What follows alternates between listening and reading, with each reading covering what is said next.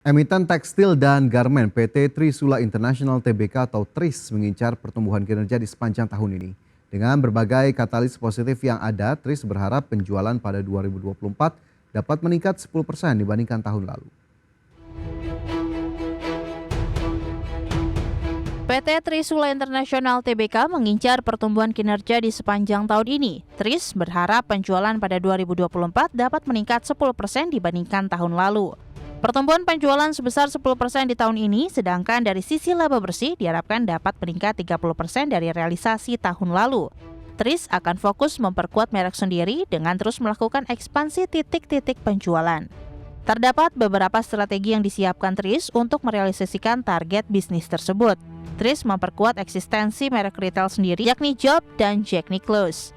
Salah satu upaya yang dilakukan adalah memperkuat pemasaran via toko digital. Segmen retail memang menunjukkan performa yang memuaskan pada tahun lalu. Dari sisi penjualan, porsinya meningkat 28,5% year on year. Dari semula 7% terhadap total penjualan di 2022 naik menjadi 9% pada tahun lalu.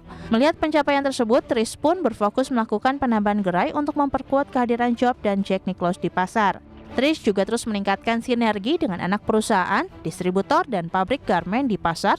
Upaya ini dilakukan sebagai langkah efisiensi operasional sehingga bisa meningkatkan margin laba. Selanjutnya, TRIS selalu melayani pemesanan, baik dalam jumlah kecil maupun besar dari pelanggan dengan desain dan fungsi yang disesuaikan. Pada tahun ini, TRIS menyiapkan alokasi belanja modal atau capital expenditure sebesar 33 miliar rupiah. Dan capex tersebut akan digunakan untuk revitalisasi mesin produksi serta mesin jahit. Sebagai tambahan informasi, pada tahun 2023, TRIS mencatatkan penjualan sebesar 1,47 triliun rupiah. Angka ini turun tipis 1,7% year on year dibandingkan 1,49 triliun rupiah pada tahun 2022. Berbagai sumber, IDX Channel.